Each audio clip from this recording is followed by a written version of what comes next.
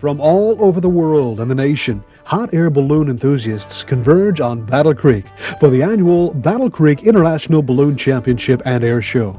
Every year for a week, competition and recreational balloonists fill the skies over Battle Creek with their hot air balloons, creating a colorful spectacle that draws spectators from around the world. Hot air ballooning is one of the oldest means of transportation in the world. Nowadays, though, this means of free flight is being used most effectively as an advertising tool, as was relayed to us by Tucker Comstock of the world's largest manufacturer of hot air balloons, Cameron Balloons of Dexter, Michigan. Companies have discovered the real advantages of balloon advertising, and companies that have been sort of lost in the overall media glut have discovered that this is a very refreshing and high-impact kind of marketing.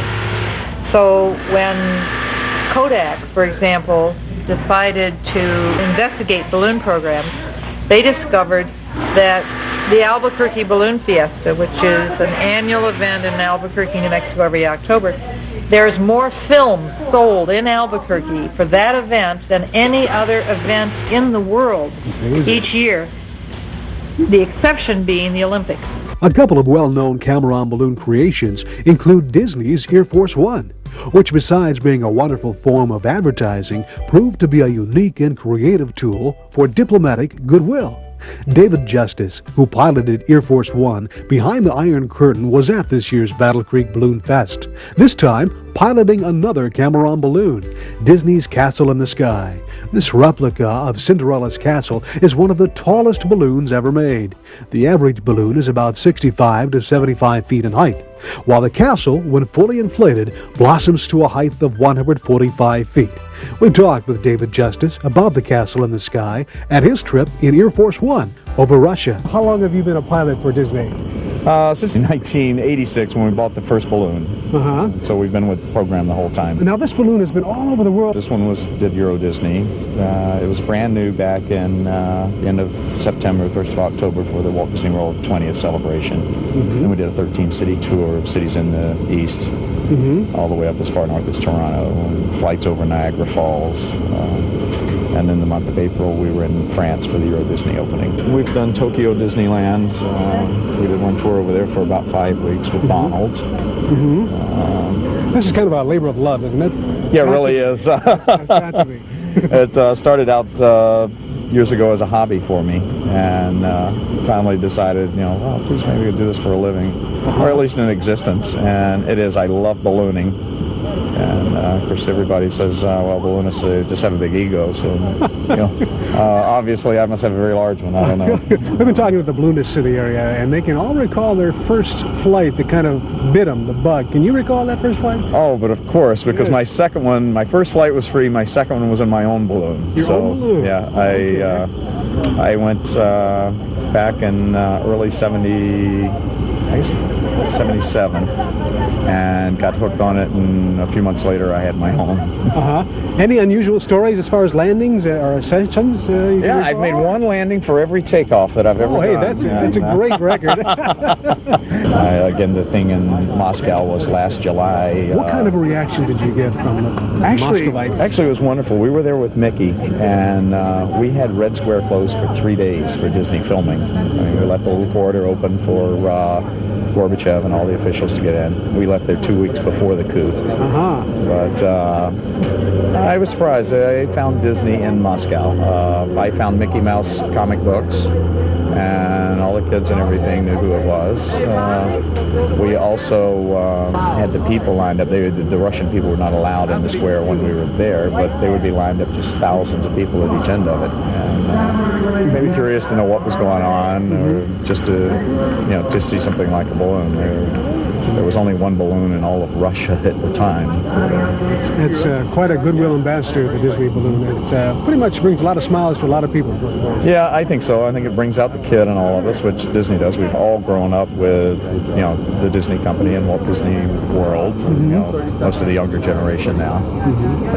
And, of course, everyone just about for Mickey Mouse. So. Thank you very much, David. Appreciate your time. And we'll see you at Walt Disney World. Right. Good flying. All right. We're on the field right now with Kevin Flanagan from Scottsdale, of Arizona, and you're a pilot for one of the balloons here. Kevin, how long have you been in ballooning? This is my 7th year in hot air ballooning. Tell me, what got you interested in the whole project?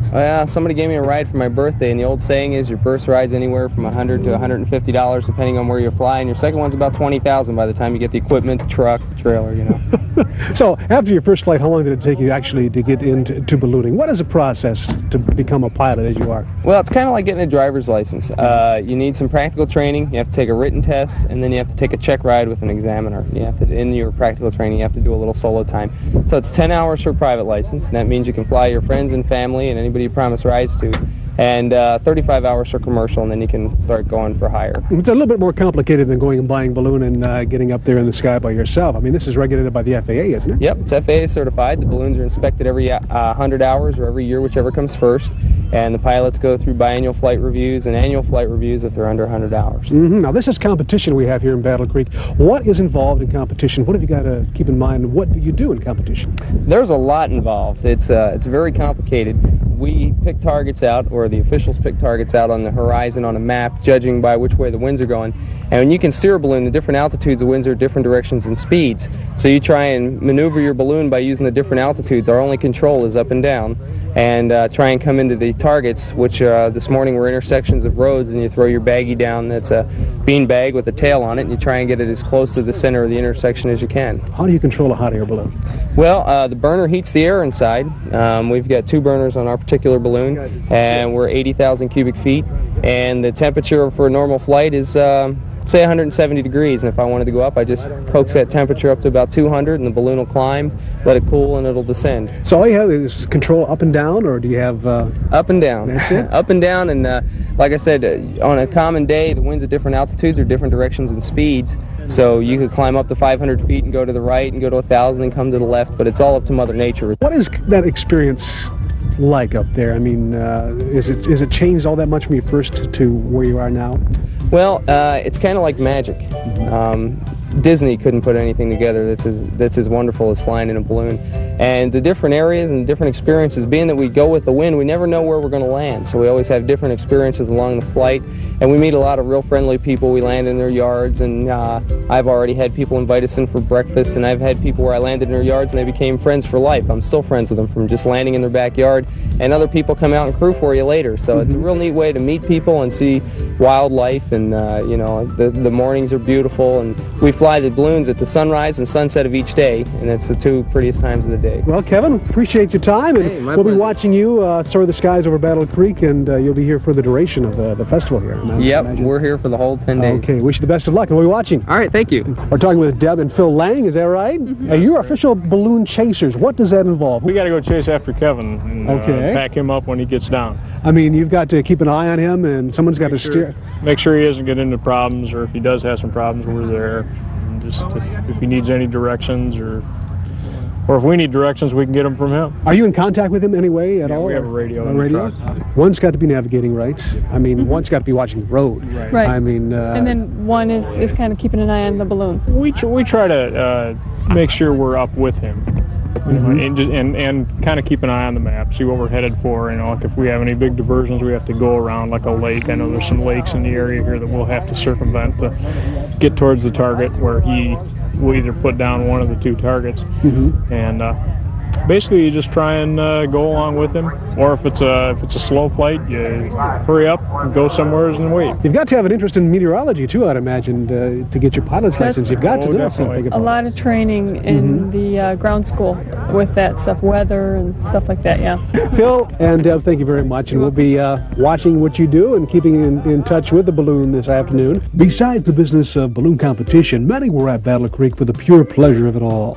Steve Darrowby of Illinois, a commercial airline pilot who's been a balloonist for 12 years, was there to just have a good time. He compared the ballooning experience to commercial jet aviation. We concentrate real hard on making all our flights the same every day, and a balloon flight is different every single time. So I see. Compared to flying an airplane, it is a lot more serenity involved in it. Oh, a lot more, and you don't know where you're going, and you don't really care. One thing for sure, next year we will know where we're going, to the Battle Creek International Balloon Championship and Air Show. Drawing the world to Michigan, it's a must-see event for the entire family.